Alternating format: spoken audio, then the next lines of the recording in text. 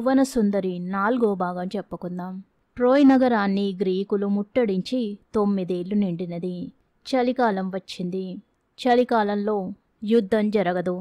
అందుచేత గ్రీకులు ఈ రోజులలో తమ సైనిక శిబిరాన్ని విస్తరింపజేసుకుని విలువిద్య సాధన చేస్తూ కాలం వెళ్ళబుచ్చారు.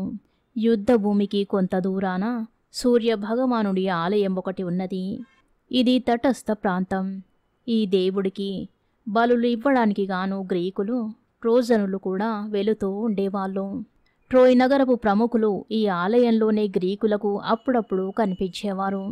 ఒకనాడు వజ్రకాయుడు ఈ ఆలయంలో బలులు ఇవ్వడానికి వచ్చేసరికి అక్కడ అతనికి వర్ధనుడి భార్య, కుమార్తె కనిపించారు. వారు కూడా దేవుడికి బలులు ఇవ్వడానికి వచ్చారు. వర్ధనుడి కుమార్తె ప్రమోదిని అత్యంత సౌందర్యవతి. ఆమెను చూస్తూనే వజ్రకాయుడు అంతులేని ప్రేమావేశం పొందాడు. అతను శిబిరానికి తిరిగి వస్తూనే ఒక దూతను వీరసింహుడి వద్దకు పంపాడు. వజ్రకాయుడు నీ చెల్లెలైన ప్రమోదిని వివాహమాడగోరుతున్నాడు అని ఈ దూత వీరసింహుడితో చెప్పాడు. నీవు గ్రీకు శిబిరాన్ని విడనాడి నా తండ్రి అయిన వర్ధనుడి పక్షం వచ్చినట్టయితే నా చెల్లెలిని వివాహమాడవచ్చు. గ్రీకులకు ద్రోహం చెయ్యలేని పక్షాన కనీసం మీ వీరులలో బూధవుడనే వాడిని, మరికొందరు వీరులను హత్య చేస్తానని ప్రమాణం చెయ్యి అని వీరసింహుడు వజ్రకాయుడికి జవాబు చెప్పాడు. వజ్రకాయుడు ఈ షరతులకు లోబడడానికి వెనకాడాడు. ఇంతలో శీతాకాలం వెళ్ళిపోయి వసంతం ఆరంభమైంది. దానితో పాటు యుద్ధం కూడా మళ్ళీ సాగింది. యుద్ధరంగాన ఎలాగైనా వీరసింహుని కలవాలని వజ్రకాయుడు చాలా యత్నించాడు. కానీ ఈ యత్నాలు ఫలించలేదు. ఒకసారి అతను వీరసింహుడికేసి వెళ్లే సమయంలో వీరసింహుడి తమ్ముడొకడు వజ్రకాయుడి అరచేతిలో బాణం కొట్టి గాయపరిచాడు. యుద్ధ వైఖరి చూస్తే దేవతలు గ్రీకులకు అనుకూలంగా ఉన్నట్టు కనబడింది. లోగడ వజ్రకాయుడు ట్రోయ్ పరిసర రాజ్యాలను కొల్లగొట్టినప్పుడు అనేక మంది స్త్రీలు అతనికి బానిసలుగా చిక్కారు. వీరిలో హేమ అనే పిల్ల ఒకటి, భామిని అనే పిల్ల ఒకటి ఉన్నారు. గ్రీకు వీరులు ఈ బానిసలను పంచుకునేటప్పుడు హేమ రారాజు వంతు, భామిని వజ్రకాయుడు వంతు కావడం జరిగింది. వీరిలో హేమ తండ్రి పేరు హేమాంబరుడు. ఆయన సూర్యోపాసకుడు. తన కుమార్తెను గ్రీకుల నుంచి తిరిగి తెచ్చుకునే ఉద్దేశంతో కొన్ని కానుకలు తీసుకుపోయి రారాజుకు అర్పించి తన కుమార్తెను విడిచిపుచ్చమని కోరాడు. కానీ రారాజు ఆయన మాట వినిపించుకోక ఆయన ఇచ్చిన కానుకలు తీసుకోక హేమాంబరుణ్ణి నానా తిట్లు తిట్టి వెళ్ళగొట్టించాడు. ఈ సంఘటన జరిగినది లగాయతు. ప్రతిరోజు గ్రీకు శిబిరంపై ఎటునుంచో వచ్చి బాణాలు పడడము, ఆ కారణంగా గ్రీకు సైనికులు వందలాదిగా చావడము జరిగింది. ఇలా 10 రోజులు గడిచిన మీదట గ్రీకు నౌకలకు మార్గదర్శకుడుగా వచ్చిన కాంశికుడు ఒక సంగతి బయటపెట్టాడు. హేమాంబరుడు సూర్యోపాసకుడు. సూర్యుడికి అత్యంత ప్రియుడు. అతను తన కుమార్తెను విడిచిపుచ్చమని రాగా రారాజు దుర్భాషలాడి పంపాడు. హేమాంబరుడు సూర్యభగవానుణ్ణి వేడుకొనగా ఆయన మనపై ఈ బాణాలు వేసి శిక్షిస్తున్నాడు. ఈ ప్రమాదం నుంచి తప్పించుకోవాలంటే హేమను సగౌరవంగా వెంటనే ఆమె తండ్రి వద్దకు పంపాలి అని కాంశికుడు చెప్పాడు. రారాజు ఈ మాటలు నమ్మి హేమను తక్షణమే హేమాంబరుడి వద్దకు పంపి తనను అడిగే వారుండడనే ఉద్దేశంతో వజ్రకాయుడు వంతు వచ్చిన భామిని అనే పిల్లను తాను తీసుకున్నాడు. ఇది చూసి వజ్రకాయుడికి పట్టరాని ఆగ్రహం వచ్చింది. ఇక మీదట నాకు ఈ యుద్ధంతో ఏమీ సంబంధం లేదు, నేనింకా ఈ యుద్ధంలో పాల్గొనేది లేదు అని అతను శపథం చేశాడు. అతను ఇదివరకే ప్రమోదిని ప్రేమించి ఉన్నాడు. ఆమె తండ్రి అయిన వర్ధనుణ్ణి తృప్తిపరిచేటందుకు వజ్రకాయుడికిది చాలా మంచి అవకాశం కూడా అయ్యింది. వజ్రకాయుడితో పాటు అతని సేనలు కూడా యుద్ధరంగం నుంచి వైదొలిగాయి. గ్రీకుల పక్షాన ఇక మీదట యుద్ధం చేయనని వజ్రకాయుడు శపథం చేసినట్టు వినగానే ట్రోజనుల ఆనందానికి మేరలేదు. వారు ఎంతో ఉత్సాహంతో గ్రీకులపైకి బ్రహ్మాండంగా దాడి ఎత్తి వచ్చారు. ఈ దాడి చూసి రారాజుకు గుండె చలించిపోయింది. యుద్ధ విరమణ కోసం ఆయన ట్రోజనులకు వార్త పంపాడు. యుద్ధం నిలుపు చేయబడింది. ఈ పోరాటమంతా భువనసుందరి కోసమే గనక ఆమె ఎవరిది కావాలో నిర్ణయించడానికి గాను ఆమె భర్త అయిన ప్రతాపుడికి ఆమెను ఎత్తుకుపోయిన మోహనుడికి మధ్య ద్వంద్వయుద్ధం జరిగేటట్టు నిర్ణయించారు. ప్రతాపుడు మోహనుడు ద్వంద్వయుద్ధం చేశారు. కానీ ఇది అశాంతం నడవలేదు. మధ్యలోనే మోహనుడు మాయమయ్యాడు. కామిని దేవత అతన్ని తన మాయా ప్రభావం చేత అదృశ్యుణ్ణి చేసి ట్రోయ్కి చేర్చిందన్నారు. ద్వంద్వయుద్ధం ఎటు తేలకపోగా యుద్ధ విరమణకు భంగం కూడా కలిగింది. కంటకుడు అనే ట్రోజన్ వీరుడు ప్రతాపుడిపై బాణం వదిలాడు. ఇది చూసి మండిపడి దేవమయుడు కంటకుణ్ణి చంపి ప్రశంసనుణ్ణి గాయపరిచాడు. ఇది జరిగిన అనంతరం వీరసింహుడు వజ్రకాయుణ్ణి తనతో ద్వంద్వయుద్ధానికి ఆహ్వానించాడు. కానీ వజ్రకాయుడు తాను యుద్ధరంగం నుంచి విరమించుకున్నానని జవాబు పంపాడు.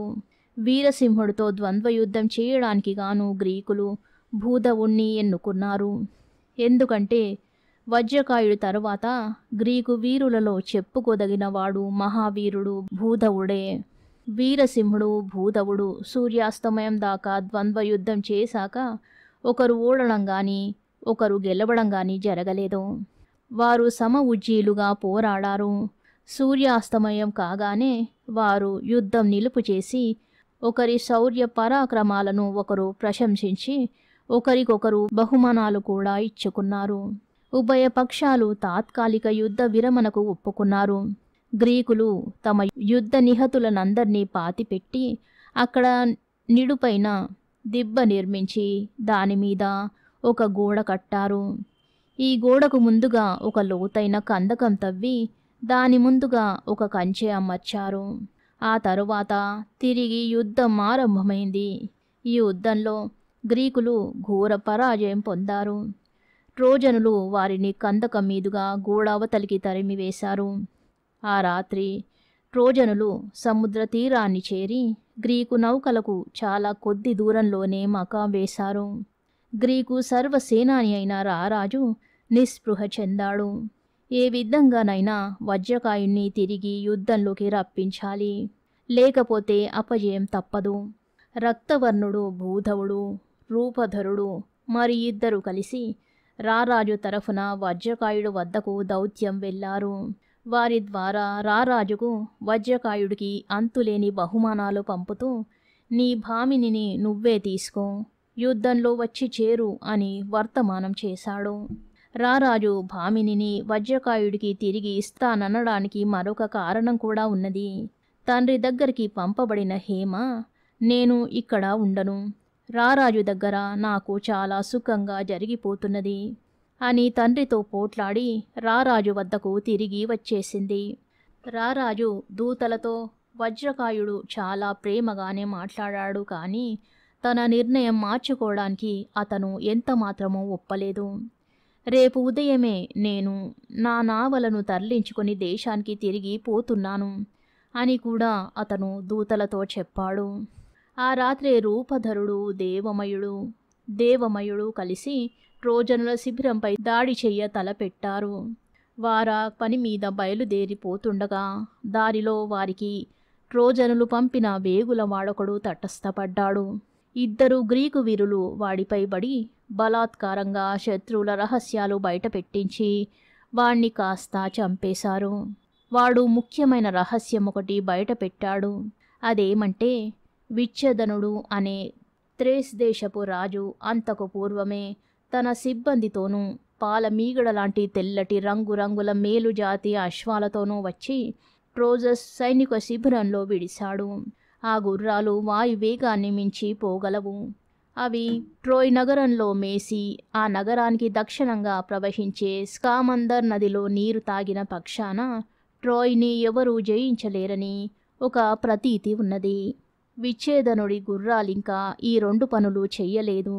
విచ్ఛేదనుడు ఆ రాత్రి ట్రోజను శిబిరంలో కుడి పార్శ్వాన ఒక డేరాలో మకాం వేసినట్టు గ్రీకులు వేగులవాడి ద్వారా తెలుసుకున్నారు. రూపధరుడు దేవమయుడు వేగులవాణ్ణి చంపి నేరుగా విచ్ఛేదనుడి డేరాకు వెళ్లారు. గాఢ నిద్రలో ఉన్న విచ్ఛేదనుణ్ణి అతని అనుచరులు 12 మందిని చంపారు.